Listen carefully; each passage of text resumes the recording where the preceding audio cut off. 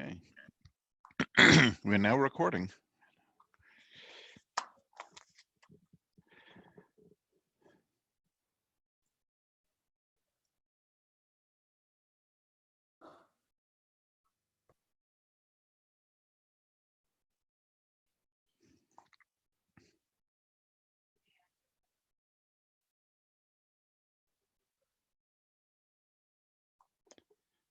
All right, I guess we'll get started.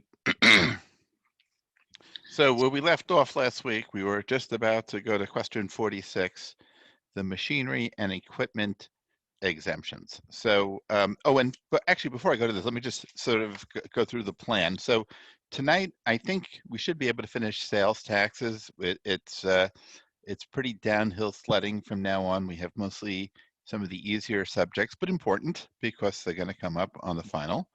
And wait a minute. Excuse me. And so we'll cut through there. And then for next week, obviously, just working backwards for next week, we'll do a review before the final exam. And but before that, I thought being we have time, I thought I would introduce another topic of personal income taxes. So we'll talk about that for about 40 minutes next week. I have a small problem set I hope that I put together a couple of years ago. I hope I can find it, and I'll circulate that. And so here we go. So we're at number 45, and can everybody? I should put the chat function on, so you can tell me how much you like me. Okay, the chat is on. And all right, so number 45 deals with machinery. There's a general exemption for if you're running a factory or you're running some sort of, you're engaging in some sort of manufacturing process that the machinery itself is exempt from sales tax. So number 46, that was in the reading, but number 46, Jones Company manufactures furniture. Consider whether sales tax is due on the purchase of the following items. So A, an electric saw to custom cut lumber to specified sizes. Well, this is almost the definition of manufacturing. It is where you buy something and the machinery adjusts the state of things, like it makes it different from where it was before. So a saw takes, right, it cuts property up, it meets the definite, it's changing the nature of something. So that is right within the definition of manufacturing. Okay, now here's where it can get a little bit tricky. B, a computer that directs the saw to guide its operations. And now many states would say that the computer, because it itself is not directly altering the natural state of stuff, that is not directly manufacturing. So that's where sort of the split occurs, and among the states, right? So obviously, you would think if a computer is directly connected with the saw, some states would say, all right, that's part of the manufacturing process. Other states would say it's not directly manufacturing. Now, part C. Now, here's the thing that I want you to know for the midterm. So, part C, the purchase of a conveyor belt to purchase the lumber from one sawing station to another in the factory. So, sort of picture, you have the first machine is busy doing something like this, and then there's a conveyor belt taking it to the next machine, which is doing something a little bit different. And obviously those two machines are exempt from the sales tax. What about the conveyor belt? Well, normally the conveyor belt doesn't change. It's a transportation device, right? It's not altering the process. So, but there is a doctrine called the integrated plant doctrine. Okay, this will come up on the final, the integrated plant doctrine, and states that follow that doctrine say, okay, once the first thing begins, and then so step number 1 in the factory, and then there's step 87 in the factory, everything in the middle is subject to the sales tax exemption, whether they be conveyor belts or whatever. Everything in the middle doesn't have to actively be doing some sort of manufacturing activity. States that don't follow the integrated plant doctrine will only exempt the machines, not the things in between the machines. Okay, so hopefully that made sense. Now let's go to part D. A forklift used to unload lumber from delivery trucks. Well, is that part of the process? Is that included within the integrated plant doctrine? And the answer is no, because I said the integrated plant doctrine, it starts with the first machine, it ends with the last machine, and everything in the middle is exempt. However, whatever happens before the first machine or what happens after the last machine is not covered by that doctrine. So forklifts used to unload lumber from delivery trucks, they are taxable. They're not part of the manufacturing process. So now here in number 47 is the second thing that I'd like you to remember, which is the adaptation of materials doctrine. Now, as I mentioned for the last question, the key thing, the thing that identifies machinery as exempt is that it's making physical changes to things, right? That's the definition of manufacturing, whether or not it creates a physical change.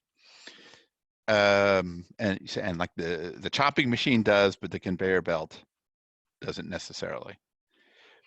There is another theory called the adaptation of materials to commercial use. And in those states, we're not necessarily solely looking at a physical change test. We're looking at an adaptation of materials. So let's say you were making bowling balls, and the last step in the process was polishing the ball and getting a nice gleam to it. Well, in a adoption of materials state, that would count as that would count as manufacturing equipment. In a physical change state, that would not qualify as manufacturing. Okay, so as far as questions 46 and 47 are concerned, you want to make note. I want you to know what the physical change test is, what the integrated plant doctrine is, and what the adaptation of materials test is. Okay, so maybe you want to just highlight that, okay, in 46 and 47, maybe just highlight those three terms. And you probably have two questions. If you understand what those three mean, you already have two questions right on the final exam. Okay, anything else I can sort of questions on that? Oh, that was pretty easy. Okay, so let's go on to question 48. And what is this? Oh, I'm sorry, I'm getting my emails when they come in, they pop up in the lower right corner, and I think someone's chatting with me. So I'm sorry if I'm getting distracted.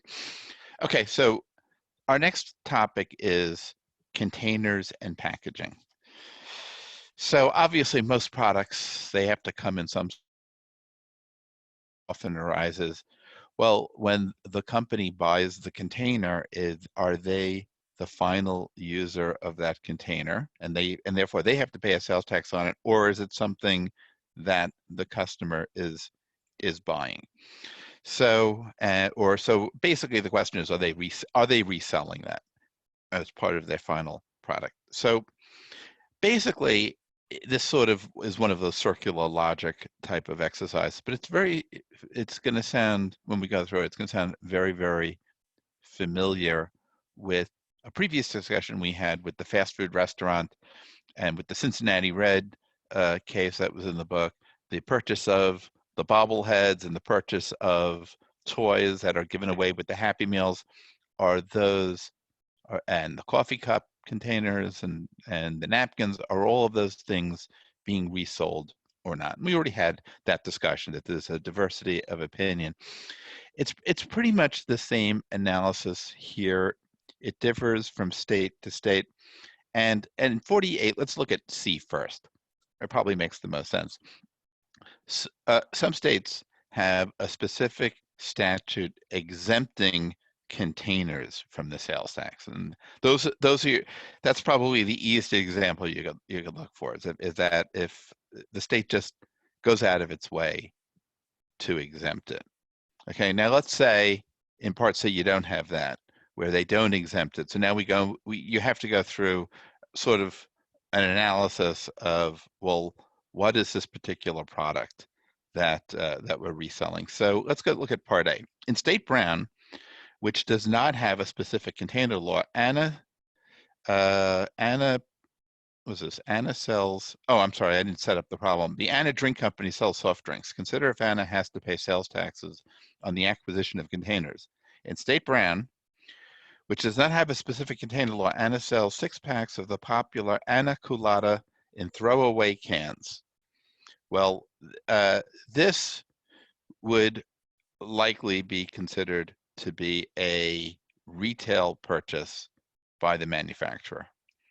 Now, there are a few states that say, they come up with a special rule saying that essentially the cans are are necessarily part of what the person is buying, and therefore it should be treated as an exempt item. But so as far as disposable soda cans are concerned, it's sort of a little bit of a mixed bag. But, and this is probably goes way back, this goes back to when I was a kid.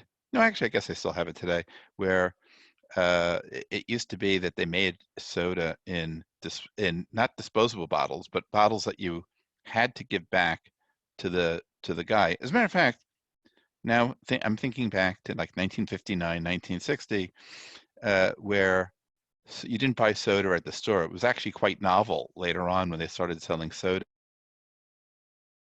Just like milk, a guy would come to your house and deliver the soda, and that's the way it was delivered. And you had to give him back the bottles at the end. So those were returnable bottles. Evidently, Hellerstein has a long memory like me, and returnable bottles, being they're going to be used over and over again, are definitely considered have always. There's no controversy on that point.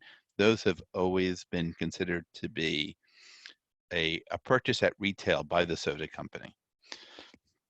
Okay, so disposable cans, a little bit of a difference of opinion, but as far as reusable containers are concerned, that was always considered to be a retail purchase by the soda company.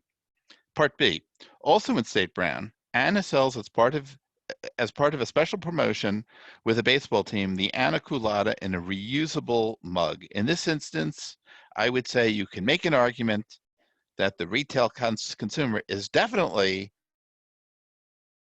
acquire the mug, right? He's going to spill the soda away. So in this case, the resale exemption should apply.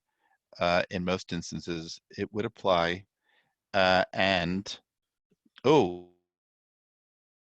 okay, I have to stop the class to read those. All right. So, all right, so that's kind of B, and I think we're kind of done with containers. Okay, so it's kind of hard to. This is probably not a fit subject for the final when you consider that there's no fixed rule here, right? And it's one of those areas where there's a diversity of opinion among the states, and something you have to look up. So it doesn't really kind of lend itself to a question on our final. Okay, so let's move on. Repair services, number 49. This is the first time we're mentioning, I think, services as in chapter 8. The general rule on property is that all tangible personal property is taxable unless there's an exception. So A box of medicines is tangible personal property, but that's often exempt from the tax. Services works the other way around. Services are not taxable unless there's a specific provision that makes that particular service taxable. So what types of services are taxable? Well, this is sort of a growing area. As the economy sells less and less property and sells more and more services, the states keep adding on different services that they feel a tax should be applied. And it's always measured by revenue. So they probably have a list of services and they add them in from year to year. But typical ones are like, or you have your nails done, that's usually a taxable service, or you have your lawn mowed, that's a taxable service. Repairs, I don't know why they pick on, if you go to have something repaired, typically there's a tax. This introduces sort of a fascinating little area, which is the subject of number 49. Often, when people are concerned or they have property that may need to be repaired, they often buy, not me, others buy an extended warranty with the product. As a matter of fact, try buying anything in the store. The first thing that they don't want you to leave the store without buying the warranty package for it. My point back to them is always, what are you telling me? This thing is a piece of junk that you just sold me, that it's going to break down, and therefore I must buy a 3-year, spend $200 on a 3-year warranty contract. Maybe I shouldn't buy it. So anyway, that's always been my attitude on warranty contracts. But there are people who buy these contracts. Now, is the contract itself, in this instance, let's say you spend $200 on a 3-year, you don't listen to my advice, you spend $200 on a 3-year contract to fix your refrigerator if anything goes wrong. Of course, it's going to break down in 3 years plus a day. It will break down on that day after the warranty is over. But you spend that $200, is that taxable? Well, no, because certainly not tangible personal property, even though it's written down on paper, right? It's not tangible personal property. Is it a service? No. What is it? It's basically a contract, right? It's a insurance contract, I would say, right? Where you're paying a premium, and then maybe you'll need it someday. So it's one of those things. You spend the money, you don't know necessarily whether or not you're ever going to have the item repaired. On the other hand, let's say I don't buy the contract and my refrigerator breaks down, and I call the repairman and he comes to my house, he fixes it, he gives me a bill. Is there sales tax on the bill? Well, yes, there's sales. He charges me $400 for coming.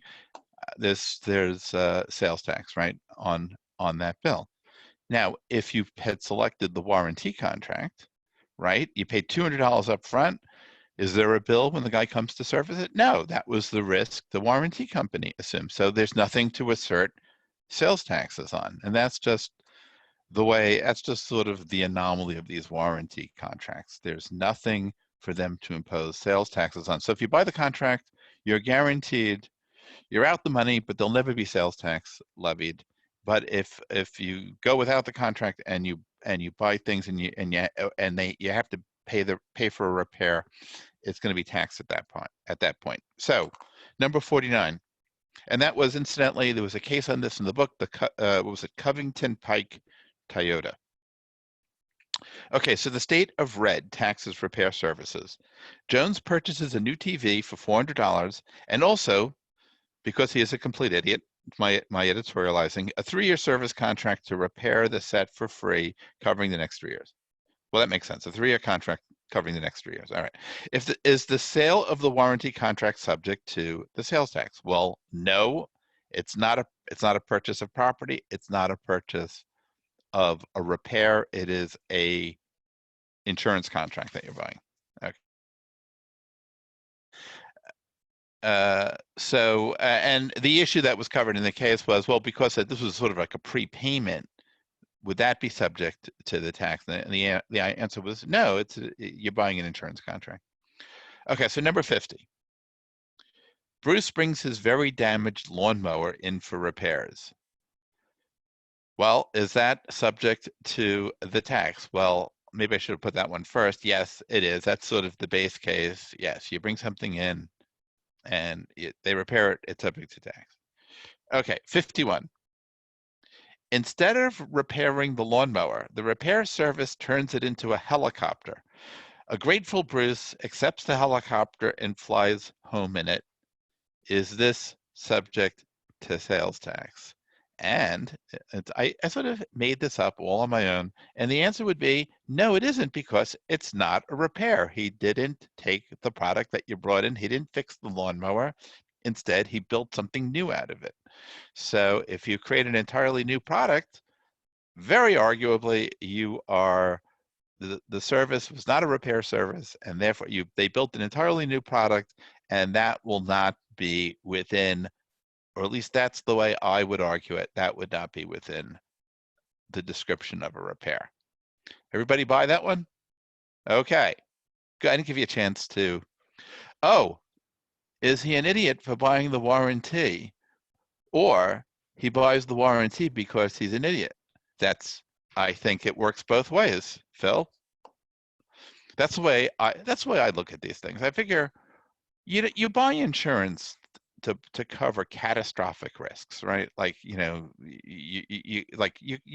want insurance if you're going to go to the hospital and something's going to, run you. You're in the hospital 2 days, you got a bill for $100,000, right? You want to be covered for that, but you don't necessarily want to be covered for small things, right? Like, so I always figure a refrigerator, all right, you got a $200 bill, big deal. You pay it because maybe there's a $200, again, you insure big risks. You don't insure little risks, and that's always been my philosophy. Anyway, has nothing to do with the course. So, all right, we're going to skip computer data processing and telecommunications because I find it boring. And certainly prepaid phone cards, we're going to pass that as well. And we're going to skip ahead to number 59, which is the resale of services. This is a tricky area. And again, here's an area where the law is all over the place, but I'm going to try to reduce it to a couple of bite-sized principles that we can remember. So resale of services. Number 59, state red taxes repair services. Jones brings his car to Jerry's auto service. Because the work involved, I got to reread my stuff sometimes. Because the work involves a 1976 Moscovich, the cutting edge of the Soviet Union's automobile technology with its 88 horsepower engine, Jerry subcontracts that part of the repair to Vlad's auto services. Naturally, Vlad is going to send a bill to Jerry, and then Jerry is going to bill his customer. Is Vlad's bill to Jerry subject to the sales tax? And here's, I think, a very good example of a service for reservice or for resale. So the service that Vlad is going to do is immediately going to be resold, and if they charge a double sales tax on it, we would have pyramiding, and basically the customer is receiving, even though he may not even be aware that Vlad did it, he's receiving the benefit of Vlad's repair work directly. So there's really very little argument to be raised in this instance for doubling up on the sales tax there. Okay, so that would be number 60. Jerry's Hot Sheets cleaning service washes the bed sheets in the Bates Motel so that guests can enjoy nice fresh linen for the 30 minutes they will be staying there. Since the motel will be providing the service to its customers, is the service an exempt service for resale?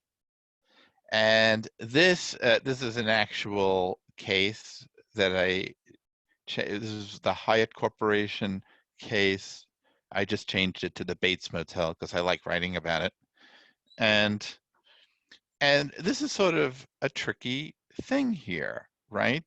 Because what is the hotel offering? The hotel is offering a room for the night, presumably a clean room for the night, but they're offering a room for the night. And of course, they can either employ their own people to get it clean, or they can bring an outside service and to sort of clean the room or clean the sheets. And I think that most courts would find this to be a double taxable event, right? Where Jerry's is collecting a sales tax from the hotel, reselling that service per se. And then of course the hotel can charge the, and collect the occupancy tax that's normally associated with the rental of a hotel room. It seems a stretch to call that a service for resale, except that in Hyatt Corporation, they found it to be a sale for resale, where they saw this as the resale of a service that the customer of the hotel was going to sort of directly receive in that form. Quite honestly, the logic of it escapes me, but in that case, they found it to be exempt. I would think most courts would find that to be not a sale for resale. Okay, 61. Oh, I froze on number 60. Can I repeat the answer? Okay, I'll repeat number 60. So I would say that most states would regard this to be a taxable service, a taxable service, and then when the hotel rents the room, they collect another tax. They collect the hotel occupancy tax. Okay. Oh, I repeated the wrong one. You wanted 59. Okay. We try to please everyone here. So in 59, clearly that was a service for resale. So Vlad would not collect the sales tax on the bill that he gives to Jerry. Okay. With me? All right. All right. Where am I? 61. Detroit People Power provides Ford Motor Company and General Motors with trained auto workers on a temporary basis when large orders materialize. In 2015, Ford hires 100 temporary workers to work on its carburetor assembly line, which provided carburetors for resale to Toyota. Is the hiring of the employment services, which is a necessary input in creating the parts, exempt from the sales tax? This is an actual case I adapted. It's Bellamar Parts. I think it's mentioned in the book. And this is a taxable service because if in fact this particular state, if in fact Michigan taxes this type of a service, it's not going to be a service for resale because there's just no way that Toyota is, it's the service and the product that's being built. Toyota is not in any way, shape, or form receiving that benefit of that service directly. It's very indirect. So they themselves are not seeing that particular service. So this would be a taxable providing of a service. Okay, not a service for resale. Okay, with me? Hopefully it didn't fade there. Okay, number 62. Some, but not all states taxing services require the contractor to specifically identify the work of subcontractors. For example, a cable TV network has a third-party Ben do the hookups for new subscribers. Ben bills the cable company for his work. If the cable company turns around and simply bills the consumers a general fee, then is Ben's invoice going to be taxable to the cable company? Yes, it will, right? The people are not seeing that service delivered to them directly.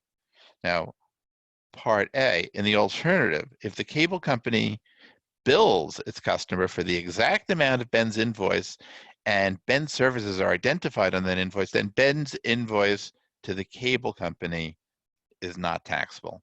So you see the big difference here and how you go about it's day and night between 62 and then 62 little a, right? Just depending upon how they invoice their stuff, whether they specifically identify it and then pass it on, there's no pyramiding of tax. But in 62, we have the pyramiding because it's all sort of, it's not transparent to the customer. It's sort of opaque, right?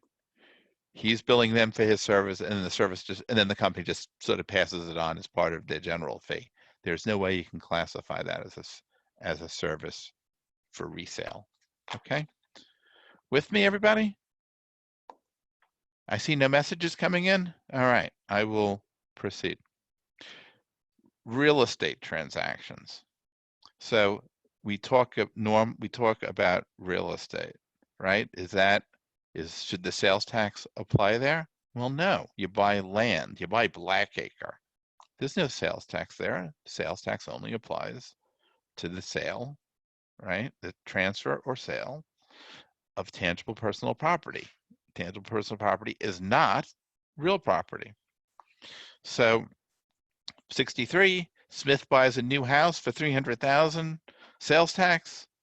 No. A retail sale of property has to be tangible personal property. Okay, 64. Here's where it gets a little trickier. In building a house for Smith, Jones, the contractor, purchased $100,000 of building supplies, lumber, glass, cement, for which he paid $50,000.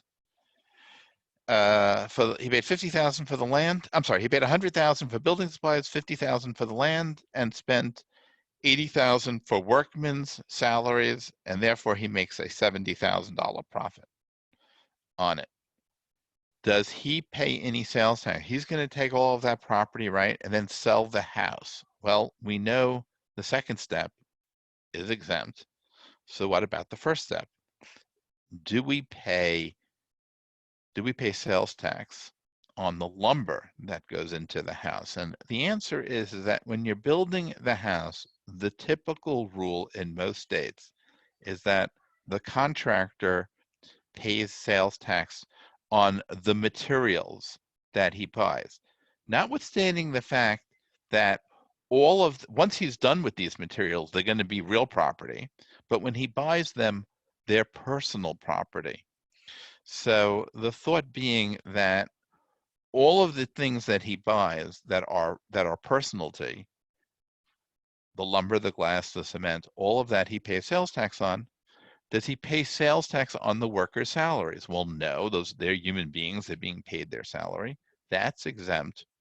So the thing that in this particular instance, when the contractor buying the materials will typically pay tax on that. All right. 65. You'll see how long ago I wrote this question. So because according to press reports, Mitt Romney, I guess what year was that? 2012. Yeah. So I wrote this for the 2012 election. According to press reports, Mitt Romney is building a new vacation house in California featuring a car elevator. That showed his common touch, that he was building a house that had an elevator for his cars in it, for his wife's 2 Cadillacs. This is one of the reasons he lost the election, because of too many revelations along this line. For the sake of discussion, assume that the elevator can be removed from the house without any damage to the house. In this instance, does Mitt owe sales tax on the elevator? Well, this is actually one of the really interesting questions that comes up over and over again in taxation. In fact, it comes up quite often on the income tax, because when you put up a building, do you just put up a building and pay, what is it, like 40-year depreciation on the building? Well, no. You do what is often a cost seg study. And you say, well, certain parts of the building aren't going to last for 40 years, right? Well, first of all, the land doesn't depreciate, right? Land is considered to be good forever. Although maybe they should start depreciating land like in Florida when it's going to be underwater in 10 years. But anyway, typically the way the rules work now, land is not depreciable, but the rest of the building is depreciable at a 30-year life, except for parts of the building that you can identify as personal property. And so, and a great example of that are elevators, which have to be replaced. They don't have 40-year life. As a matter of fact, if you asked me to get on an elevator that's been around for 40 years, I would probably say, you know what, I think I'll take the steps. So elevators are considered to have much shorter lives, and when you buy a building on the income tax side, you typically do a cost seg study, and it's not just the elevator. There's all sorts of different things, different components of the building that have a much shorter life. And of course, you do that because you'd rather have 5-year depreciation than 40-year depreciation. Well, same thing in sales taxes, except that it spits out a little bit differently. And what I'm getting to here is the subject of fixtures. Fixtures are things that aren't considered to be real property. And let me tell you, the law is all over the place on this one. 50 states probably rules on. So you're breaking up. Fixtures for a couple, and the is that typical general rule. We can't hear you, Professor. You're You affix something in a way. You're fading in and out. Like, was that you? Oh, I'm fading in and out? Okay, I'm sorry. I'll start again. Not for, so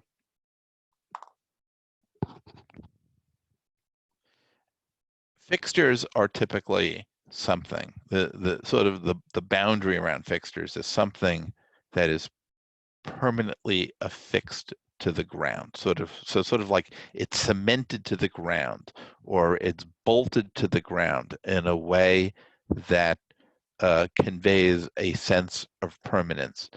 And often the test that's around it is, can you take it, can you disassemble it without harming the property? So to go back to my example, if Mitt's elevator is can just falls apart without damaging the building, it's probably going to be considered to be tangible personal property and subject to the sales tax. But if it's something that has a permanent fixture to it, then it's considered to be real property, and we'll have a whole different set of sales tax answers assigned to that. Okay, so that's sort of the skinny on fixtures, right? The issue, at least I will frame it on the exam. You'll know it. I'll be talking about property that's cemented to the ground. Often, just to put this into something that you can sort of picture in your own mind, the furnace in your basement, that's probably real property, because if you look at it, it's probably not just placed there, it's probably cemented in to the ground. It's done in that way, it is considered to be real property and not personal property. I'll tell you an interesting probably one of the more interesting stories that I can remember in my own personal experience was, I don't know if anybody has ever been to the Equitable Center in Midtown Manhattan, 787 7th Avenue, and the building was being sold, and we were trying New York actually has a sales tax, right, on personal property, but on real property they have a real estate transfer tax. So basically, you pick your poison, but you'd all other things being equal, you'd rather something to be real property than personal property because the sales tax rate is about 9%, I think, whereas the tax on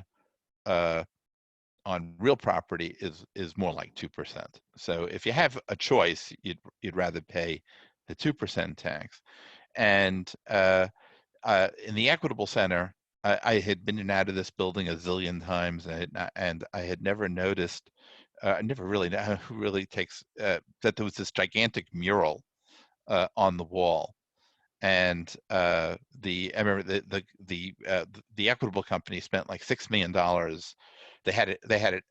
They commissioned it directly with the artist, and he put up this mural. And the issue came up when they sold the building: was this personalty or was it realty?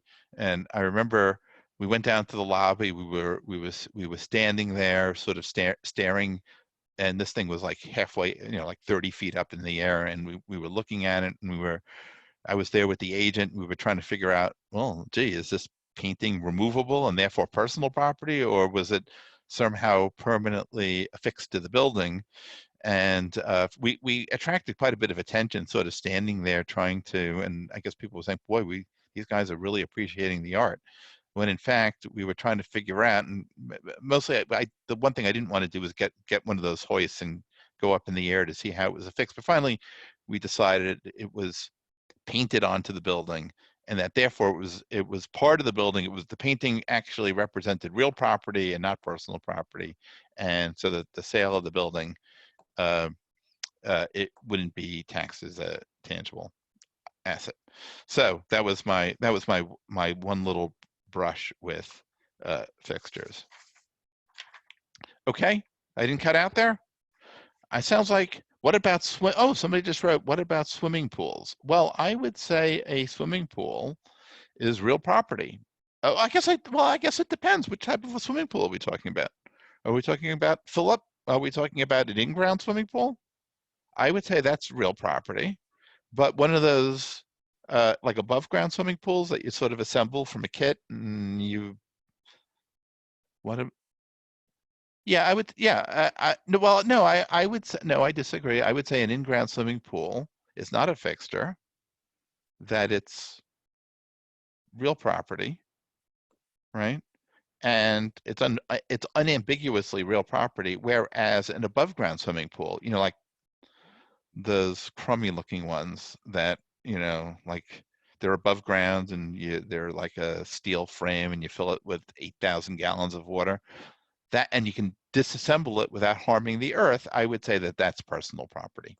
Okay, with me? So that's how I would. But good question. Okay, so now let's look at 66. Okay, and so I think we get the picture. You go buy a house, it's treated as real property and no sales tax. If you build the house, that's one thing, right? You build the house, you're going to indirectly pay, your contractor is going to pay sales tax on the materials, and he passes it, of course, he builds that into his price to you.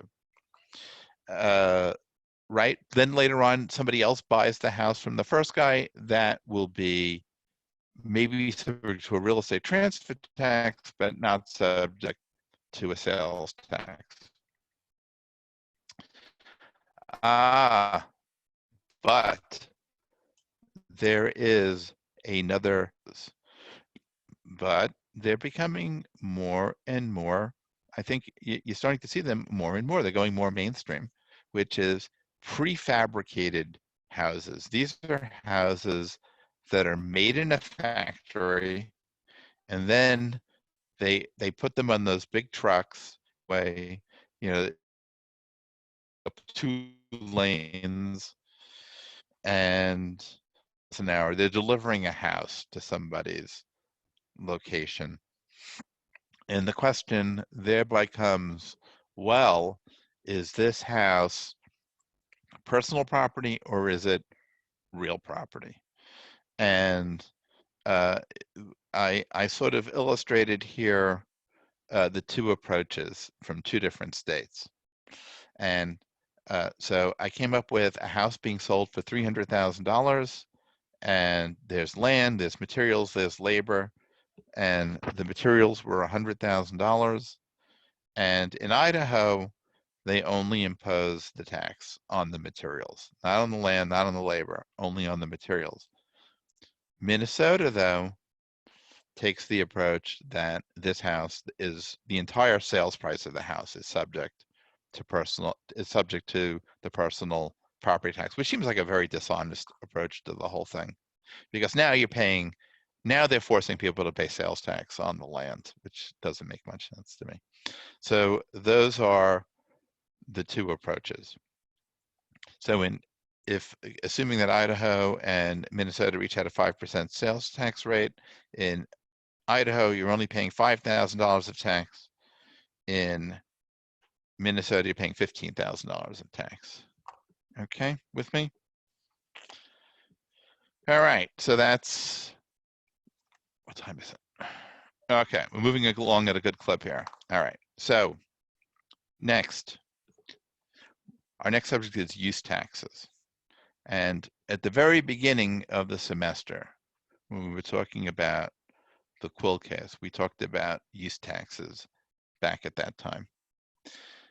Use taxes are the kissing cousin of the sales tax. Think of it this way. You're New Yorkers. When you go and buy something in a New York store, you're paying sales tax. You go to a small New Jersey store that doesn't collect New York sales tax, right? Because they're only one little location and they don't really aim their sales at New York. And you go there and you buy a couch, say, and you have the couch delivered to your apartment in New York. Are they going to charge you the sales tax? No. But are you off the hook? Well, you're supposed to self-assess the use tax, right? So if New York has a 9% sales tax, it also has a 9% use tax. The sales tax, if you think about it, is a tax on intrastate commerce, while the use tax is a tax on interstate commerce. Okay, with me, interstate commerce, because it only involves, it's only going to come into play when there's two different states involved. How does New York collect the use tax? Well, they don't. For the most part, on your income tax form, there's a line that says, okay, what stuff did you buy that you didn't pay a sales tax on? And they basically entirely rely upon your honesty. And they don't really expect a whole lot of people to self-assess the use tax. As a matter of fact, they even say there's even a like a safe harbor amount. I think like they'll say, all right, put down $50 and you're home free. We promise we won't audit you on this issue. They're not going to audit you on this issue. How much money could they possibly find? So for the most part, they just rely upon your honesty, which doesn't work with me. I never fill that out. I don't even put a 0 in. I just leave it blank. No one ever bothers me. So so does that mean that the government doesn't collect a lot of money on use tax? Oh, in fact, they collect bundles of money on the use tax, because while they may not be auditing individuals, they certainly audit big business on the use tax. And whereas I always tell people that if you're a company of any size,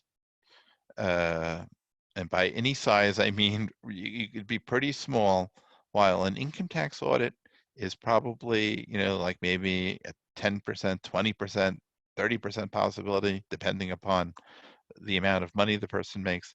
A use tax audit is like a dead certainty. You will always be contacted for use taxes. They come in and the government goes through your invoices.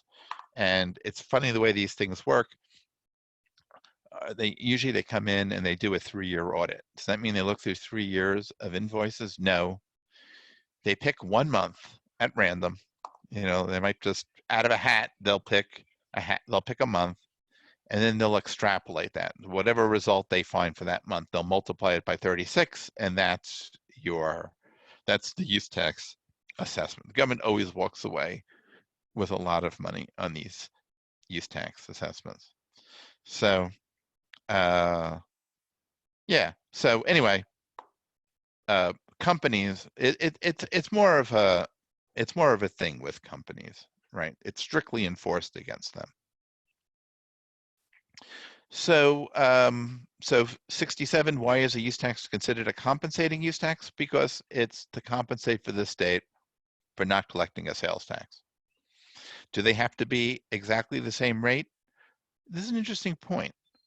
What if the use tax rate was higher than the sales tax rate? Well, I think clearly that would be unconstitutional because you're treating interstate commerce at a higher rate than you're treating in-state commerce, right? They're encouraging New Yorkers to buy in New York. I think we already know that's unconstitutional. Can they charge a lower use tax rate than a sales tax rate? So in other words, now New York is encouraging you to go buy in New Jersey. And the answer is yes, they can do. They can treat their own local business worse than they treat the business from New Jersey. It's not going to happen. Why would that ever happen? But it is perfectly legal to charge a lower use tax rate. It is blatantly unconstitutional to charge a higher use tax rate. Okay. With me on that point? Okay. All right. All right, 68. Which two groups or parties have an interest in the state imposing a compensating use tax? Well, certainly the state has an interest, right? Otherwise they're losing tax revenue. And of course, the local merchants want a use tax to exist because otherwise people are gonna, go buy from the store across the river rather than buy locally. So the local merchants want the use tax to put everybody on a level playing field for the same reason that local merchants wanted Amazon to start collecting tax. All right, number 69.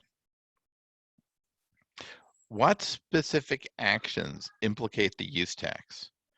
Well, if we go back to the definitions, or let's say we didn't go back to the definitions and we just saw the word use. Well, we would probably assume that, well, when you use a product for the first time, that's the exact moment when the use tax becomes due. And that's a very logical conclusion, except that it's not right. And it means first use is defined in such a way that it ends up encompassing the storage of an item. So if you buy something and you immediately just chuck it in the closet and then don't use it right away, that does not defer the tax. Storage is considered to be a use, much a use as any of the product.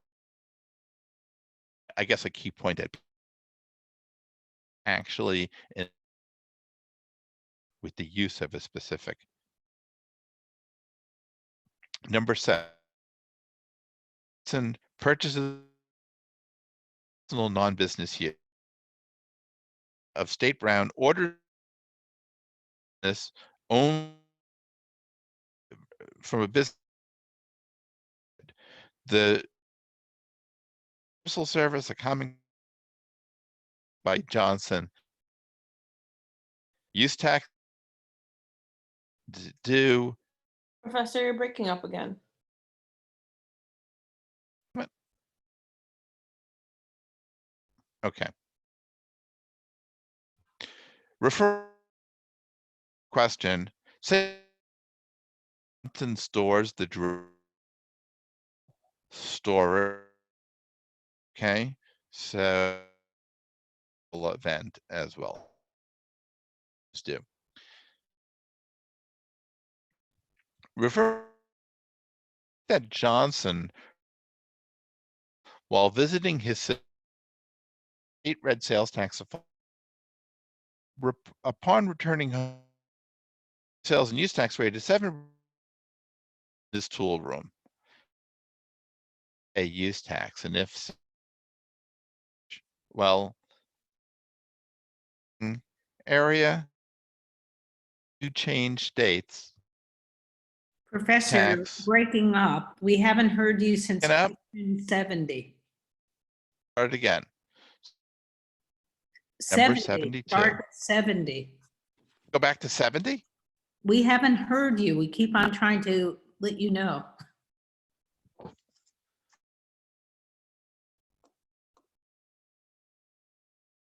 In 70, immediately. In 71, the tax is due immediately when he stores the use. In 72, he pays the 5% sales tax, but then when he returns to another state, he owes a use tax. And what happens? Does he pay 5% and then 7%? No, because there's a credit mechanism among the 50 states that credits any sales and use tax that had been previously paid on the item. So when this gentleman moves from red to brown, he owes the use tax of 7%, but he receives a credit for the 5% that he had already paid. Okay, did that come through loud and clear? I hope so. So he doesn't get a refund, just to answer Sophia's question, he doesn't get a refund from this first date, he just pays a smaller amount to the second state. So he'll end up paying 7% in total. It's just that he'll pay 5 and then he'll pay 2, okay? All right, number 73. Let's see. You know what, before I get to 73, so let me ask you a question. So you live in state A, and the state A has a 5% sales tax. Your house is full of stuff that you paid 5% on. 10 years go by. You now move to state B, which has a higher sales tax rate. Do you owe a use tax upon your changing states on everything that you own? The answer, surprisingly, is yes, you do owe a use tax, even if it's years later that you move to the other state, except that it's just one of those things, nobody ever pays it, nobody ever does it. It's one of these theoretical questions, and that would be a hell of a thing to do, a state to contact all its new residents and tax them on everything in their house. So it could be done, but it just isn't. All right. So now let's go on to number 73. A Texas-based department store with stores in Massachusetts mails catalogs to customers in the Commonwealth via United States mails. Once the store, does the store owe Massachusetts use tax on the catalogs? Well, this is the JCPenney case. And I think this was a Supreme Court of Massachusetts, what they call the Supreme Judicial Court case. And they got in deep on this one. I don't know if you looked at the case in the book, but so picture this. So JCPenney, headquartered in Dallas, sends in thousands of catalogs to customers in Massachusetts. The Massachusetts, now of course, all of those catalogs, you know, those 70, 80-page catalogs with that heavy color paper, they obviously cost a lot of money to print, and they're worth something. And the state is wondering, well, gee, all of these printed materials must be worth, I don't know, $1 million. Somebody ought to pay us a tax on these. Well, could it be all the would-be customers of JCPenney who got a catalog in the mail and are now happily looking through it? Well, no, because for one thing, they didn't pay anything, right? The sales tax has to be based upon a cost, right? So there's no sales tax. Is there a use tax on the person, right? It'd probably actually more likely be a use tax, right? If they're if Massachusetts residents are receiving a book from out of state, if a tax would be to do, it would be a use tax.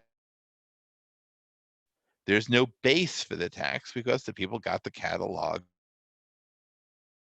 There, it's done.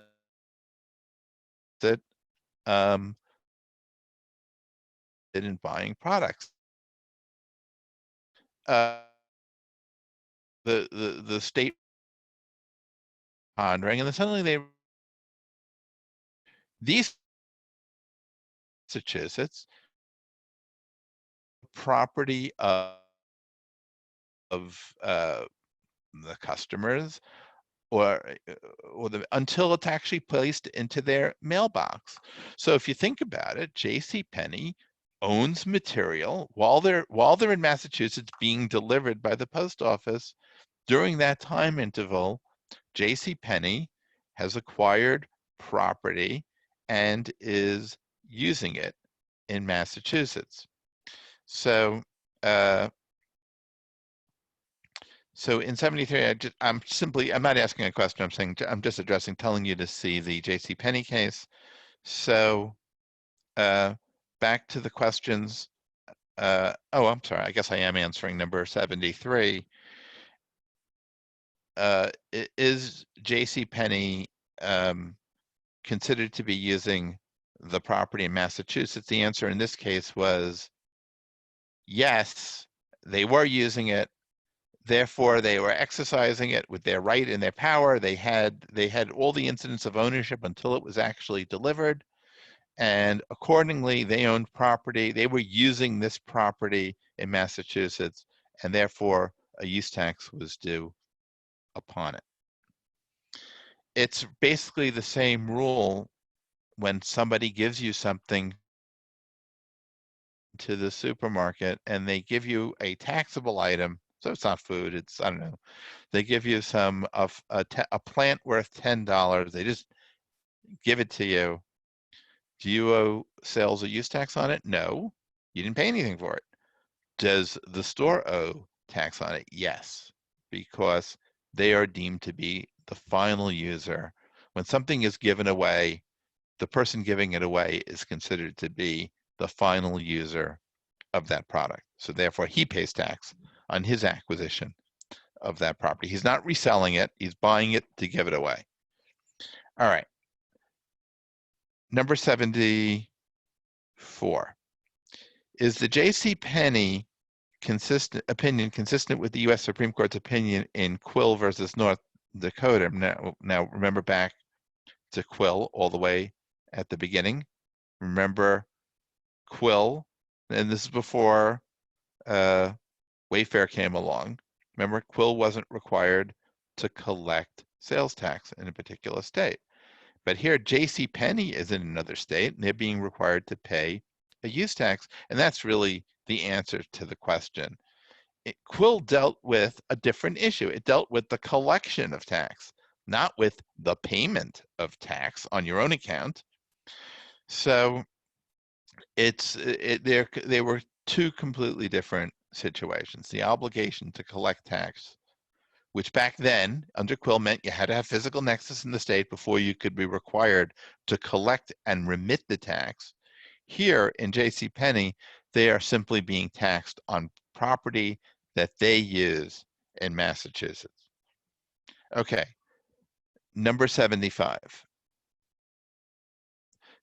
Okay, so I'm sorry, 73, but does the catalog have a value? Well, yes. What would the value be? Whatever they paid for it, right? So let's say that these things don't come for free, right? Let's say they bought the catalogs and they paid $1 million for those catalogs. That's the value upon which they should pay the use tax in Massachusetts, okay? With me? All right. So what am I up to?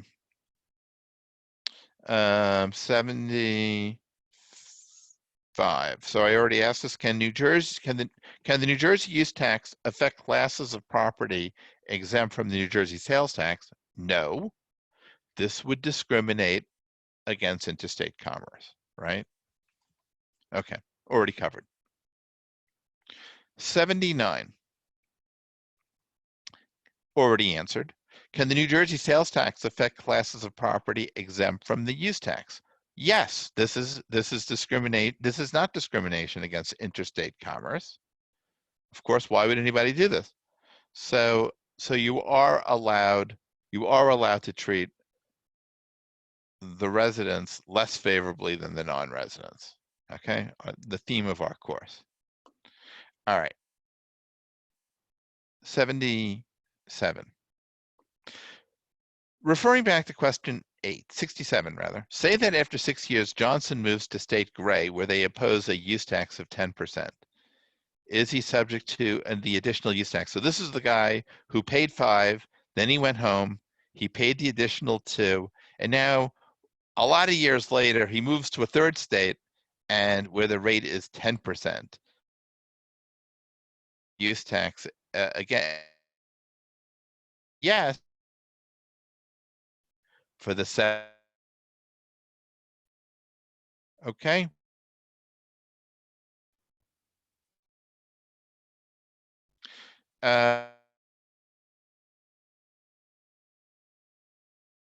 This designed to get you all. Number 79. 78. Okay. So previous question, what is the state gray? 3 weeks, 30 years matter for having brought property in his possession into the state. Now, again, this is one of those things that's more theoretical than real, but we're being tested on the theoretical. So the use tax, whenever you bring property into a new state, you consider whether the use tax applies, and you will get a credit for any sales and use tax paid to other states previously. 70, let's see, wait a minute. Okay, 79. This is the one. West Publishing sent me a free copy of the Hellerstein casebook to the New York address I provided before this course began. So they sent me the 11th edition, which I don't know, was like 200 and some odd dollars. Did I owe a sales tax? No, because why? I got it for free. They liked me. They sent it to me for free. Does West owe a New York use tax? You bet they do, okay? They owe a use tax because they bought the book, right? They bought the book from the printers, from whoever, and they gave it to me. Now, is their tax base $200? No, it's what they paid for the book. How much do you think they paid for the book? Probably, it's not all profit. They spend, they charge you to print it. So they pay the use tax based upon my hypothetical had in printing the book. Keep on breaking up, Professor Corman. You've been Yes. breaking up for a while. You're breaking. You are, not me. Up there. Again? Type me a note if you want me to do it again.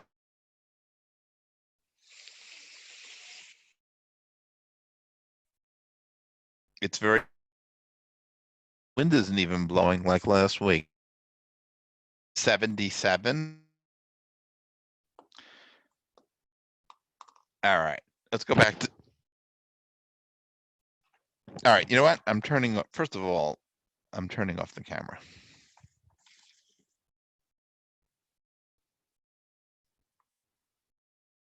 All right, maybe that'll improve things. All right.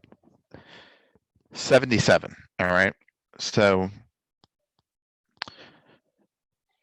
he owes a tax, right? He the new state has a 10% tax, but he's already paid 7% in taxes, so he gets a credit for the taxes previously paid, and there he is. Okay. 78. Referring back to the previous question, what if Johnson bought the drill into Gray for only 3 weeks? Doesn't matter, he owes the tax. And as soon as the property appears in the state, the use tax is owed. 79. West Publishing sent me a free copy of the Hellerstein casebook to the New York address. Does West owe a use tax? Yes, but they don't owe it on the retail value of the book. They owe it on whatever they paid to acquire the book. So if they spent $5 in materials acquiring the book, the use tax in New York expense. So the retail cost of the. All right, number 80, I'm sort of beating this to death. General Electric manufactures light bulbs in state red. One night at the plant, a light bulb burned out and the workers simply took a bulb off the assembly line and screwed it into the light socket. Is use tax due? And yes, it's the equivalent of a retail sale. It is a use tax, and the tax, the base would be how much they paid for that particular bulb, which is probably a nickel. So there'd be very little tax due. Okay, so using your own inventory makes something subject to the use tax. Okay, with me? All right. Number 81. And now we move into a completely different exception, but that has two very different settings to it. And that's sales exception. So 81, the idea of the occasional sales exception, sales taxes on things occasionally. Sales exemption. Appear in two very first 81. The Jones Company junk that the neighbors think are treasure. Generally do. No. Most part, the government does just once a year driveway of selling. They always have the misfortune of driving past these. Cannot see a garage sale without leaping out. And to every thing around, or every garage sale in most people who are a year selling things, or they sell things. Professor Korman, you're still breaking up. I'm sorry. People aren't understanding. They don't have to collect the tax, right? Because that's probably right where it's something of not other people to try to collect the tax. 82, completely different content know about as a professional. Let's say an entire business. You want to sales rule. Now, I'm sorry. All sorts of tax. Sells. They rooms. They the sales tax, collecting tax, but their business of selling or selling the chairs the hotel. That's important. We're an entire business. That's the area where you're determining whether or not sales rule meets situation. So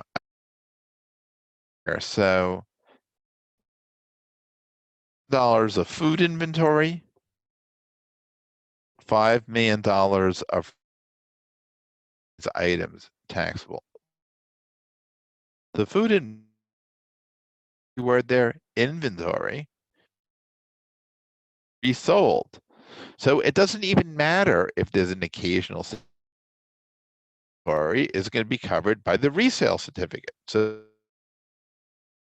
the old owner of the hotel is selling it to the new owner of the hotel, but he can collect a resale certificate. But can he collect a resale certificate on? It is not the intention of the new buyer to sell the furniture. To see if rules, that cover garage sales might also apply to this transaction as well. And often what we find, sales rule is limited to like $500 or less, or it might be limited in New Jersey, for example, 4 items a year, free within a single week counts as a single sale. So, so it's a mix. This is when an entire business is being sold. This is one of the transactional taxes that you're concerned about. On inventory is going to be covered by a local occasional sales. Study very carefully. Okay, so all right, 83. And now we're going to go to 84. And this is among affiliates. So this is where you have Professor? companies. Yes. We were sending messages through the chat, but we're not able to hear you at all. We missed everything after you started occasional sales tax exemption. It completely blacked out. It was Faded out? Yeah. Oh, all right.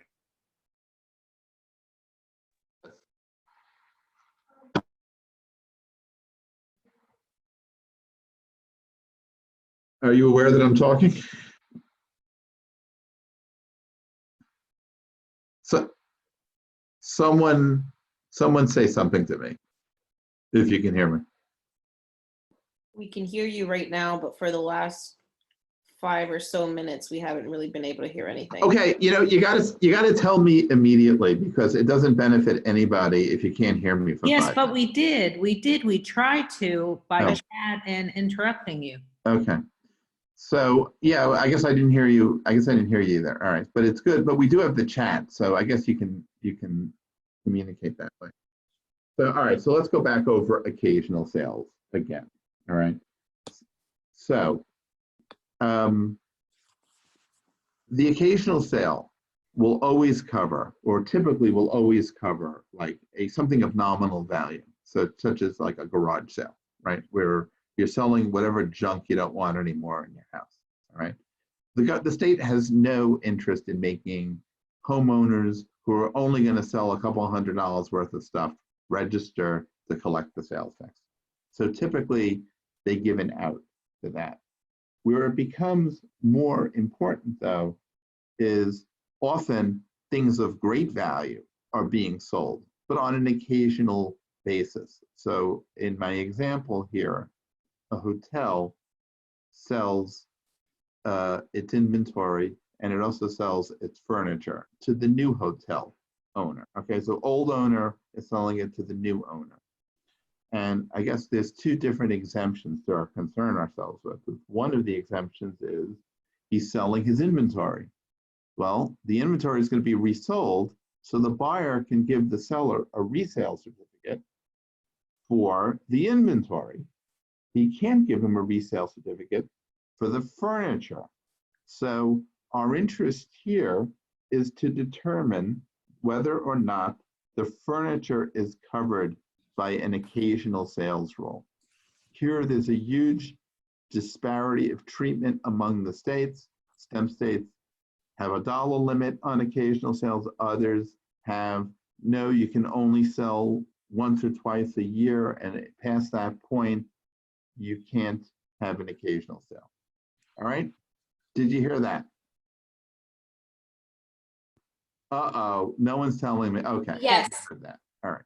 Cool. Yes, Okay. thank you. All right. So that's the occasional sale. All right. And I'll give you a good write-up on this. All right.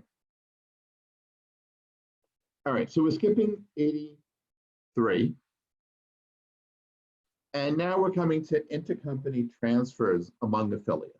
All right. So here we have related parties where, you know, you got the parent company A, and they own B and C and D, and there's transactions occurring among those companies. So I didn't write this down as one of the questions, but let's just start off in the base case. Company A sells company B, its son, something, you know, sells it tangible personal property or leases them tangible property. Is sales tax due? The answer is yes. There is tax among related parties. This is one of the things you want to avoid often, because you know, if your companies start interacting with each other, there could be sales, there could be taxable sales occurring, right? Okay, so that's one of the things that you always want to watch out for, that while for income tax purposes, intercompany transactions are ignored, the sales tax purposes, they're not ignored. And so taxes may be due. So, but that's an overt sale of property among the companies. Let's talk about situations that are not so overt. All right. So number 84, parent contributes tangible personal property to a subsidiary as part of the initial capitalization of the company, taking back common stock of the company. So is that considered a taxable event? Well, it would be, because what do you have? You have tangible property going in one direction, and you have common stock going in the other direction. Has been there a retail sale of property? Yes, there has been, but the initial capitalization of a company is frequently exempt from the sales tax. Now, those of you who have taken corporate tax know what I just described was a Section 351 transaction, right? Where you're selling, where you're contributing property and you're taking back stock, okay? An exempt transaction for income tax purposes, but not necessarily an exempt transaction for sales tax purposes. You have to look for a reason why that transfer is exempt. And what you will frequently find, and I'm citing here specifically to the New York rules, is that the initial capitalization of a company is exempt from tax. Okay, so 84, no tax. 85, a year later, P contributes tangible personal property to a subsidiary and takes back no additional shares in the company. Okay, so we have here is what's called, on the income tax side, a contribution to capital. Okay, so so that's generally exempt because there's no additional consideration being provided, right? Because no stock has been taken back. There's been no consideration. There's just been a contribution from the parent to the sub. So that's the reason. That's not an initial capitalization transaction. This is simply a transaction without consideration. Now, what if, and here I'm just sort of making this up on the fly, what if there was a mortgage on that property? Let's say there was a chattel mortgage on this particular property. Well, in that instance, this would be a taxable event because there would be consideration going on, right? If you're contributing property worth $200 that has a $100 mortgage on it, then you have $100. You're being relieved of the mortgage as you're contributing it to the subsidiary. So in that instance, you would pay sales tax on $100. You would be deemed to have $100 of consideration, right? Because you're being relieved of a debt. All right, number 86. Now, what if in the previous question, P received additional shares in S, increasing his ownership from 98 to 99% of the company? Well, in this instance, there is consideration being received, right? He's contributing property, tangible personal property to the subsidiary, and he's receiving back something of value, more stock in the company. So we have a taxable event. We have a sales taxable event. Now, so, because you're receiving consideration. Now, here's the tax trap that I want to call to everybody's attention. Number 87. What if in the previous question, P received additional shares in S, but his ownership remained 100% before the transaction and after the transaction? So he contributes $200 of property, but he's not really receiving anything of value, right? Because he owned 100% of the stock before. The fact that he receives a few more shares, it's irrelevant, right? He still owns 100%, but now instead of having 100 shares, he has 103 shares. Economically, he's exactly in the same place. Is there a sales tax? Yes, this is the classic trap of all time. There is a tax on this event because he gave up property, he gave up tangible person to property, and he received consideration. The fact that the consideration was totally valueless to him is irrelevant. He's received consideration for his property, and the common stock will be deemed to be worth whatever the value of the property is worth. So if he's contributing $200 worth of property, the sales tax people will assume that the shares he received were worth $200, and therefore he's received consideration of $200. I have seen, if I had a nickel for every time I've seen people fuck this up, I could buy you all a nice dinner somewhere. And this is your classic nightmare scenario when companies contribute property to a subsidiary. What do lawyers always want to get in a contract? Well, it makes the contract bilateral. Consideration, right? Even if it's worthless, even if it's the so-called proverbial peppercorn, they want to get something back. Otherwise, the law is governed by an entirely different set of law governs the situation, in the non-tax sphere. So people always want consideration for something. I'll give you an example. Let's say you have an old piece of gym equipment or an old car that you don't want anymore. And you're going to say, the guy across the street, he could use my car. Well, if you just give it to him and there's no consideration, and then the car falls apart, well, he can sue you, right?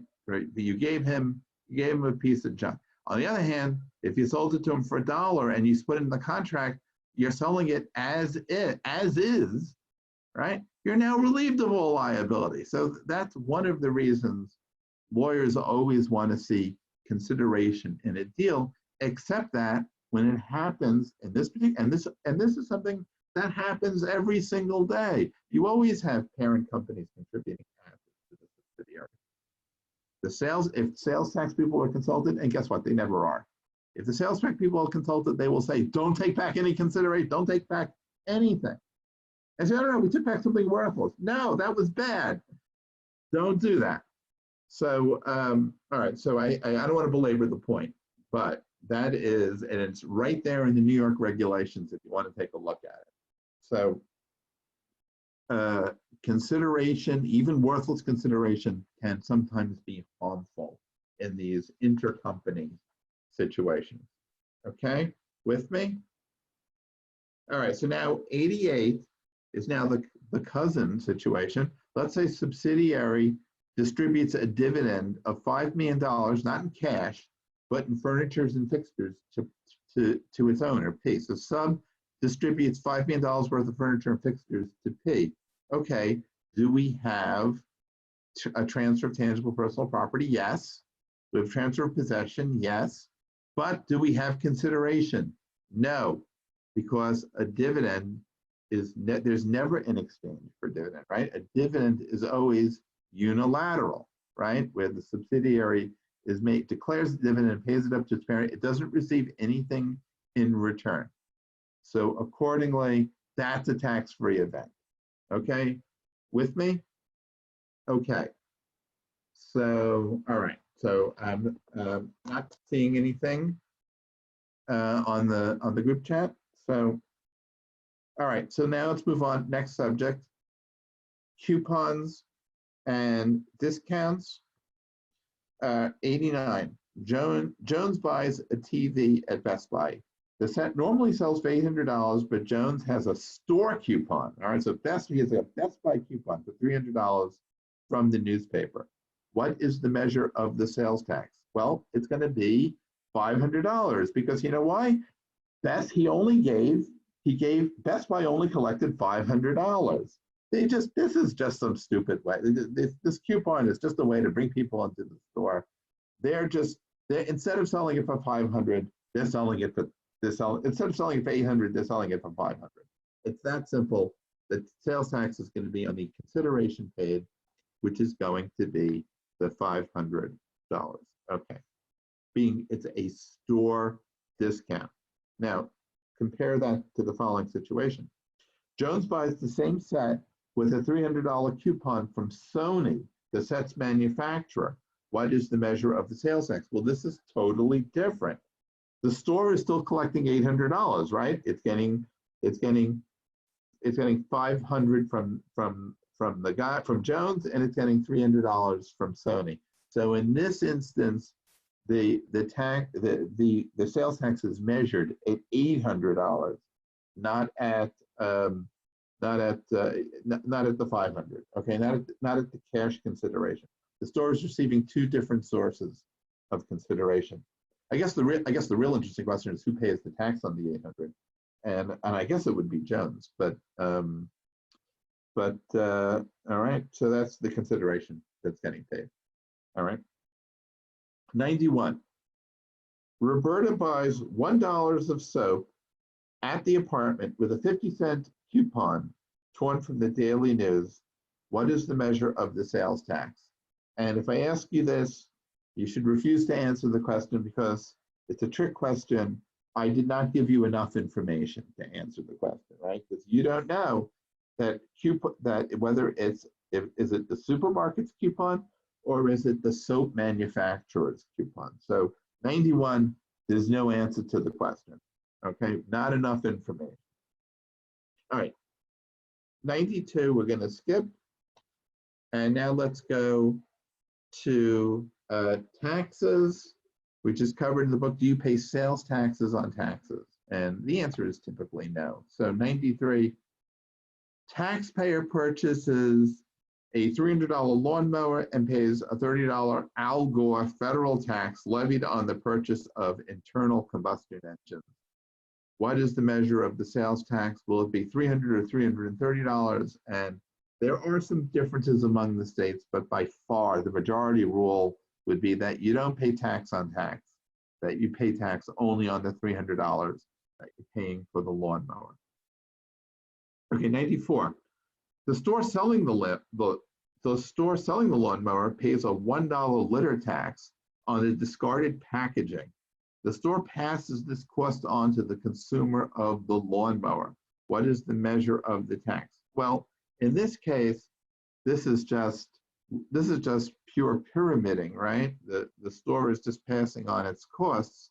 So the fact that that this is, you know, the consumer isn't paying the litter tax. The store is paying the litter tax. So in this instance, whatever the price that the customer pays is going to be the price, right? We don't take the price paid by the store and analyze it any further.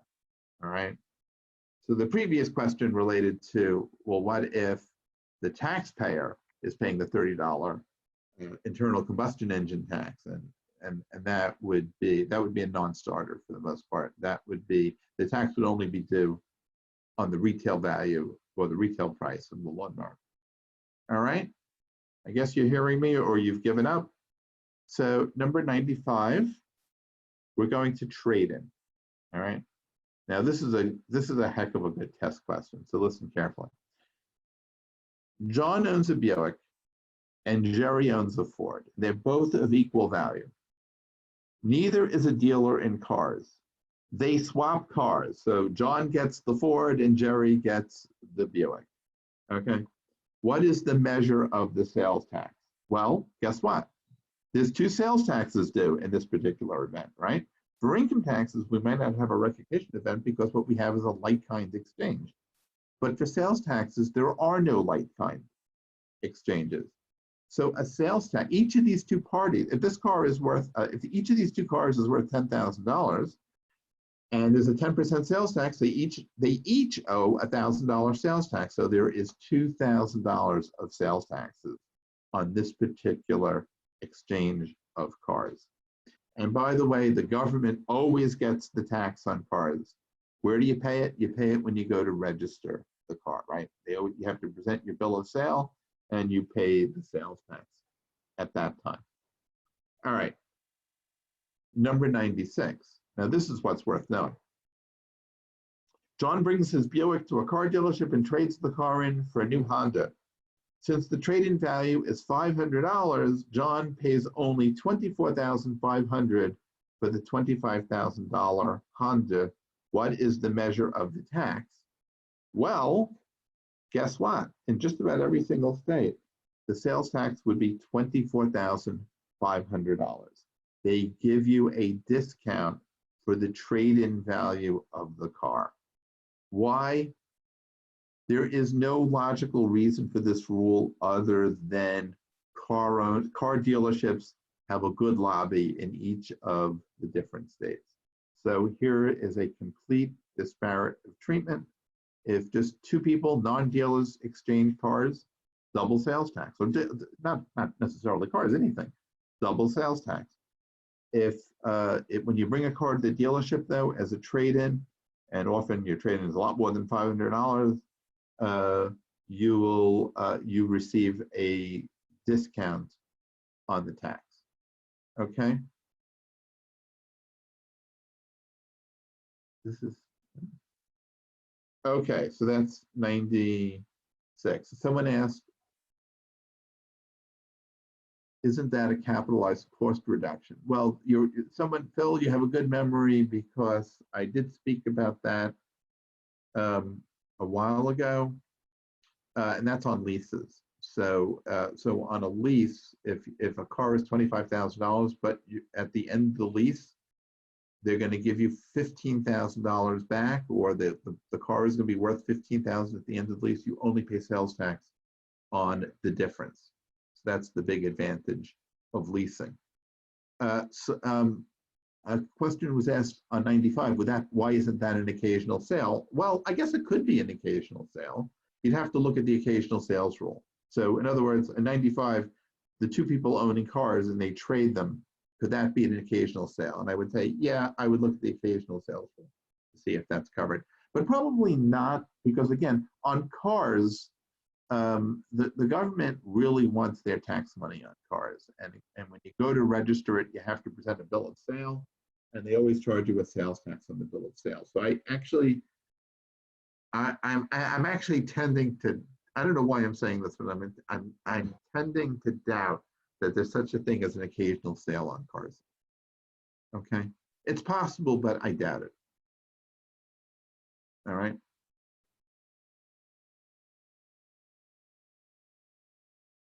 All right. 97. Customer loyalty awards. This is always a big thing, right? The Bates Motel, 97. The Bates Motel starts a customer loyalty program, whereas guests, after paying for 5 nights of rooms and showers, receives a free night at the motel, which includes a dinner with Mrs. Bates. Is the free night subject to sales tax? And the answer would be no. This is simply a discount from the company. You just got, instead of whatever you paid for the 5 nights, you just paid the same amount of money for the 6 nights. That is just a discount from the company. It's like getting the store coupon. It's not taxable. 98. What is this one? Jenny, fleeing the law with $20,000 of stolen cash in her purse, stays at the motel, paying for her room because she's not too bright, with frequent flyer miles from her Continental Airlines account. And the room charges would be taxable in this event. This is not a discount from the hotel itself. This is a discount coming from somebody else. This is like the frequent flyer miles are like the equivalent of cash, and the room charges in this instance would be taxable. Okay, so it's sort of, again, it sort of refers back to the store coupon versus the manufacturer coupon. Same thing here. The discount from the vendor versus the discount from somebody else are treated as different things. Okay. Getting close to the end. What time is it? I timed this out well. All right. So, transportation charges. Paul has a gunculator delivered to his house. The cost of transportation to his house is included in the charges for the machine and is not separately stated. What is the measure of the sales tax? Generally, not in New York, but generally delivery charges are not taxable except when they are not broken out separately on the invoice. So if everything is all mushed together on the invoice, I think I mentioned earlier, when you put taxable things with non-taxable things and you don't itemize, you pay tax on everything. So, so always break things out, and this way you get the advantage of non-taxable items, okay? Installment sales. After watching a 4-hour infomercial, Jane buys a Snuggie. I don't know if anyone remembers this. This is a while ago. It's a blanket with sleeves for 3 monthly payments of $10. When is the sales tax due? Well, sales tax does not follow the cash. It's at the time of sale, at the time of the invoice is being presented. So you can't delay. As I mentioned earlier, remember last week I mentioned one way of delaying taxes is to organize a lease, and you pay the lease payments out over time, and the lease payment becomes the taxable event, and that's a way of paying. You pay more tax, but you space it out over a longer period of time. Maybe that's advantageous to you in a high interest rate environment. But in this instance, when you buy something, even on the installment plan, the government doesn't want to wait for its money. It's okay if the seller is willing to wait for his money. The government doesn't want to wait for its money. So the sales tax is due initially, right? Finance charges. Question 100. Pleased with her purchase, Jane purchases 1,000 Snuggies to give as gifts to her closest friends. Rather than pay out $30,000 up front, she purchased the Snuggies on a 6-month payment terms with $500 of interest payments due. Jane receives an invoice for $30,500 with no detail provided. Well, generally, the states do not impose a sales tax on interest charges, but if you're not going to itemize on the bill, you're probably going to have a problem. The entire thing, the entire item then becomes taxable. Okay, what's this? You have a question? Nope. Okay, no new question. Okay, just 1 second. All right. Tips and service charges in a restaurant.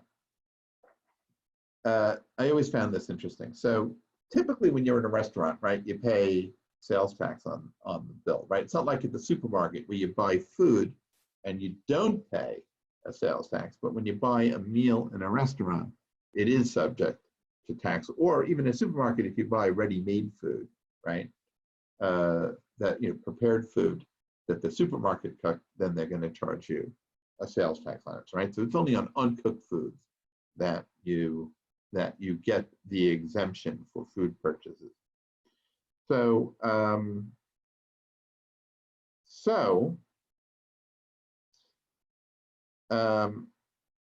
at the dinner, question 101, at the diner, parties of more than 7 patrons pay a mandatory 18% tip. So I dare say that when you go to a restaurant and it's discretionary and you can give a tip and their waitress is happy, or you cannot give a tip and they spill coffee on you, those are discretionary payments. Those are certainly for the compensation of the waitress, and therefore, as we all know, sales tax is imposed upon the meal pre-tip, not post-tip. Now, where they're charging you a minimum amount, you know, like, you know, you come in with a large party and they charge you they charge you a fixed rate for it, right? They don't want you walking out not paying the rest. Here, they're not going to leave it up to your discretion. They're going to charge you. The point has been made by some observers that in this instance, where the payment is mandatory and is probably in lieu of a minimum wage payment to the waitresses, right? There's usually in the U.S. there's always a minimum wage, but if you ask, I think waitresses are generally exempt from the minimum wage because they earn tips. So the issue is often in that instance, you would think the sales tax ought to be due on that amount, right? Because otherwise, the restaurant has successfully figured out a way to lower the amount of sales tax that will be asserted on the meal, right? Don't pay the help and arrange, you know, and then hope, you know, cross your fingers that they get paid enough to stay in the job by the customers, and the government is kind of the big loser, you know, in that event, right? They're seeing that payment to the waitress and not to the restaurant for the meal.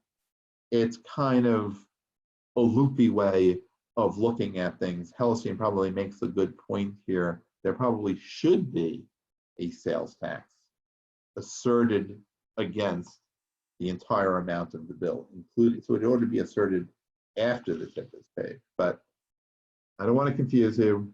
That's just his posturing, and that, I guess, is a break that they give you, right? The sales tax, you don't pay a sales tax typically on tips, okay? We're getting very close to the end. Okay, question 102. We're changing topics. Collection of tax by vendors. So when you go into a store and you buy something and you don't offer up any documentation, they're going to charge you a sales tax, right? You just go in, you just walk into a store. That's where the sales tax is asserted at that point, when you go and buy something. But what if you're planning to resell that specific item? You tell the guy in the store, oh, wait a minute, I'm going to resell this to somebody else. Can they, and you offer the seller, the guy in the store, a resale certificate for it, right? Because that's what's normally required. You either pay the cash tax or you present a resale certificate. Does that get you out of paying the tax? Well, sometimes. I'm not suggesting that next time you go to the store that you bring a resale certificate, which is just an item that you buy at the stationery store. that you bring a resale certificate with you, it's not going to work. They're not going, a chain that only sells at retail is not going to provide that to you. And typically a resale certificate has to be provided by a recognized business. So question 102. Rudy's Costume Jewelry makes both retail and wholesale transactions with its customers. One day, Sam walks into the store and buys a $10 ring that he says he is going to show at his store to see if there is consumer interest. He presents Rudy with a resale certificate for Sam's cheap schlock shop and does not collect sales tax on the sale. Can Rudy accept the certificate in good faith?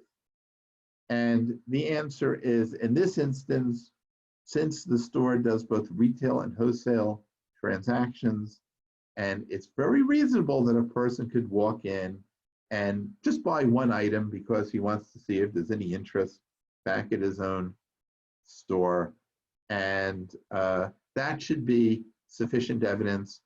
Rudy's Costume Jewelry is off the hook. They've done some diligence. They looked at you. They took a card. They took your card. They see that that you went to the trouble of printing out a resale certificate for your business.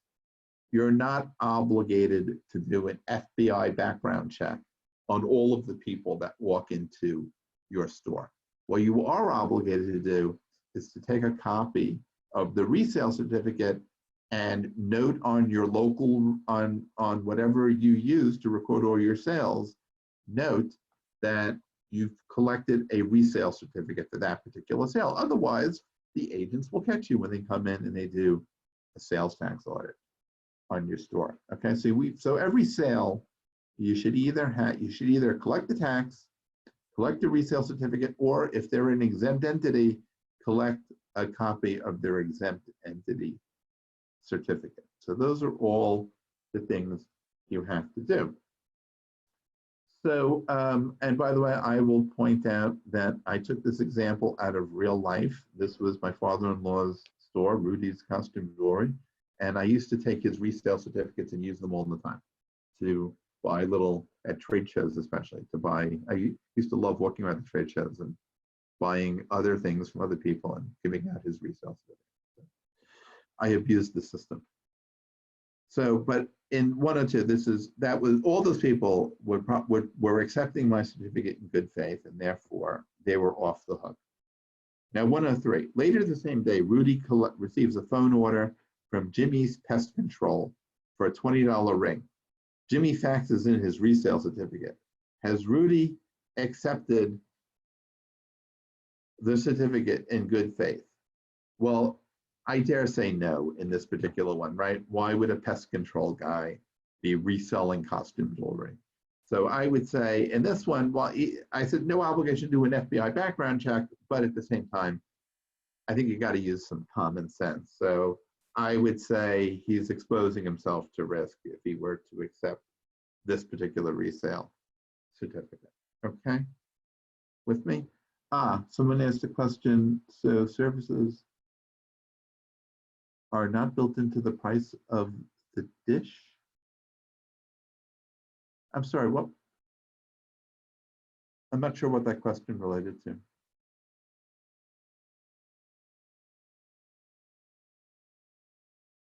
Okay, I'm not, all right. Oh, for the restaurant sales? For the restaurant sales. Well, well, all right, go back. Someone's asking a question about the restaurant, okay? And I think if I'm interpreting correctly, I think it's a very interesting payment, because when you're in a restaurant, you're buying simultaneously several things, right? You're buying the prepared food, you're buying the services of the cook, you're buying probably various services, you're buying sort of the ambiance of the restaurant, right? And you're buying the service of the waiter. The waiter is the one person typically who's getting the tip. So I think the point that you're raising is that aren't you receiving services? So aren't services being built into the price of the price of the meal, right? That you're paying. So so I think it's interesting that yeah. I mean, basically you're paying for you're paying probably more for the food than you're paying for the whole package deal, right, in the restaurant. But the one person you're compensating separately is the waitress or the waiter. And there's no sales tax for that transaction, but there's a sales tax for everything else. So I guess your point is an interesting one, that certain services are being subject to the sales tax.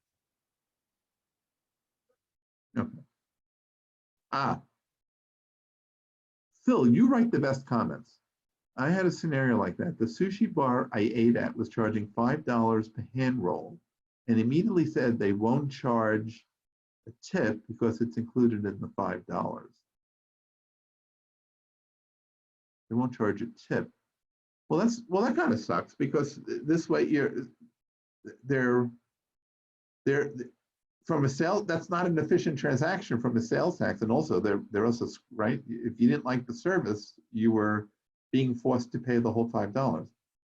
They won't charge. I don't know, Phil. That's a different situation. I'll say that was an inefficient sales tax event because you ended up paying sales tax on the whole hand roll. Okay. All right, last question of sales taxes. All right. And this is an important one. So the liability of people to sales taxes. So 104. Schmaltz Rent-A-Car is a publicly traded company. The company collects and remits $10 million of sales tax a month. In 2012, the company enters into a troubled period and it has a hard time meeting its payroll. In April, the CFO asks Alice Devitt, the tax department clerk, to not pay that month's taxes, instead instructing her to pay for a load of car parts. 3 days later, the company declares bankruptcy.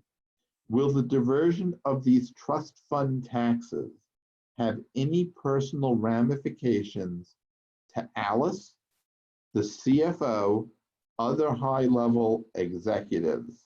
And then finally, what about the sheriff? Well, let's at least 3 different questions. Let me start off with things that a company cannot finagle. You don't want to pay your income taxes, fine.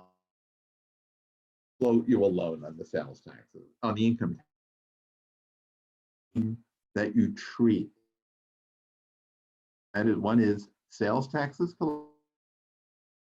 and employee. Those are trust funds, and they have to be treated. They go into a special account. Those, the only withdrawal from those accounts, the government. If you're going to take and spend it on yourself or use it for any purpose to the government, you are shitload of trouble. Like forget about like fine time stuff like that. This is something you simply now, and I'm sure this is already go to party. This isn't the kind of question you get at work, and people will freak. Professor, can you hear me? Coming due, the rent, the landlord is. The connection is bad again. Can't hear me again? Can you repeat that? Okay, I'll keep going. You can't pay the rent, but there's money in the payroll account or this. What the heck? I'll dip into that account. I'll replace it in 3 days when different money comes in. Don't do that. Don't ever do that. Don't ever tell people that they can do that. Otherwise, you become complicit in their fraud, okay? This is not something that people should ever do. And I can think of many examples of people telling me that to keep their business alive, they said they could, a couple of times people came to me and said they can't pay their sales taxes because I said, what do you mean you can't pay remit the sales taxes? You collected it and you put it in a special account. No. Oh, that's not a good, that is not a smart thing for you to have done. In New Jersey, a number of years ago, they did a sales tax audits of pizzerias. It seemed like there were thousands of pizzerias. And one thing I will put in a plug for New Jersey, and maybe many of you will disagree with me on this, but New Jersey is basically your best pizza in the entire world. And I count Italy in that subject. New Jersey has a lot of pizzerias. They're all great, but many of them charge you sales tax, but never remitted to the government. The government got wise to it, and they did sales tax audits of all these pizzerias. And they found that many of them had never remitted sales tax ever. Incidentally, how is a restaurant audited? You might like this job. You don't look at their books. An agent comes, sits down, orders food, eats it very slowly, takes out his watch, and he observes how many people came in to eat over a 2-hour period. And then from that 2-hour period, they extrapolate how much they sold annually, how much they sold over a 10-year period. It's kind of out of a ridiculously small sample. They take extrapolations. And I have gotten involved in a number of these situations because it got big. Where a pizza place, some small store hadn't remitted sales taxes, or even worse, collected the tax but never sent it into the government. And now you're looking at a serious crime in that instance. But let's go back to my question. So these people didn't listen to me, and they took the sales tax money and they didn't remit it to the government. So who's responsible? So let's start off. Would we hold the chief executive officer of the company liable? And by liable, I mean the company is now declared bankruptcy.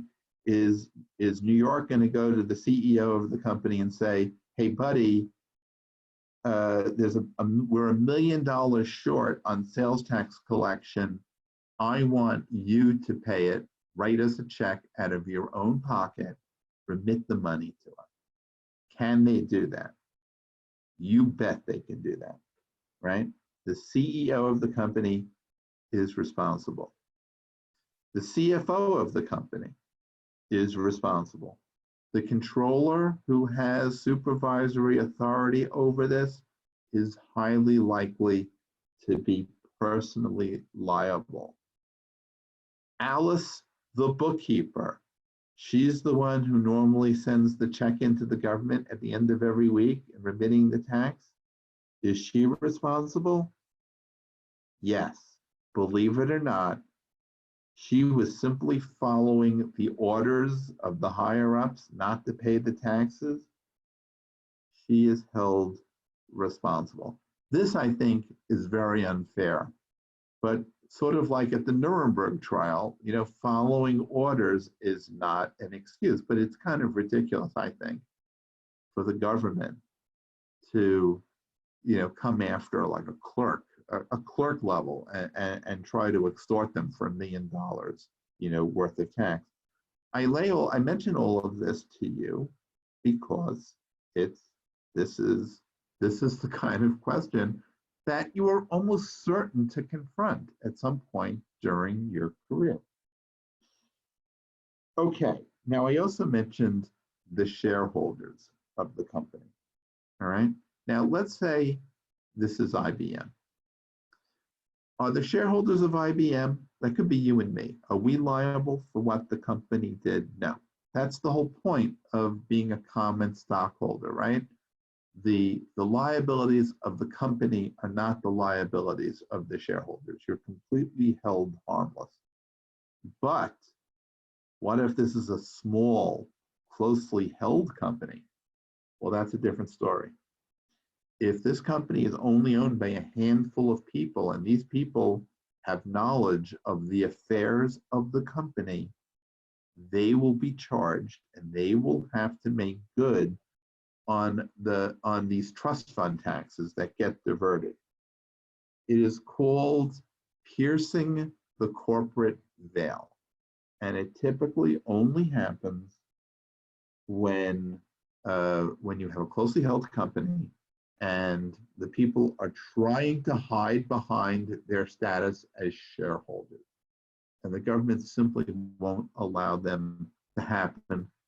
There was a big case in New Jersey a few years ago, and I wasn't involved in it. It was just a reported case that I saw in the reporters, where a bunch of brothers had stolen all of the sales tax money, and they claimed they were trying to hide behind it. Of course, it was an easy case for the shareholders. It was an easy case for the court. They pierced the veil, and what was the name of I can't remember the name of the case, but I should know it because it's the case cited all of the time in New Jersey for piercing the veil. And Copa is the name. That's it. Copa is the name of the case, right? The Copa brothers, and it is that is often an issue that arises. Like when you're doing aggressive tax planning, and people get worried, and they're going, well, what are going to be the liability of the shareholders? Does New Jersey pierce the veil? That's the way it's always framed. And then people always find this case, and I go, yeah, well, that wasn't aggressive tax planning. That was outright stealing. And they stole trust fund taxes. That case is very different. They won't pierce the veil in an income tax case. So, okay, I have the sneaking suspicion this could come up on the final, the piercing the corporate veil and the liability of the officers and even of the bookkeeper, right? The people who have immediate contact with the trust fund money, okay? So now we're done with sales taxes. So I'm skipping the rest of the chapter. That's exactly what I wanted to cover, and I covered it in, it went a little bit over, but okie doke. So for next week, being we have some time, I'm gonna do a short lecture on personal income taxes. And I'll give you like some pages, or like maybe 10, 20 pages tops in the book on it. And then we'll have a short lecture on personal income taxes. And then, but no more than an hour on that next week. And then we'll go into a review of the material for the final, okay? Any questions?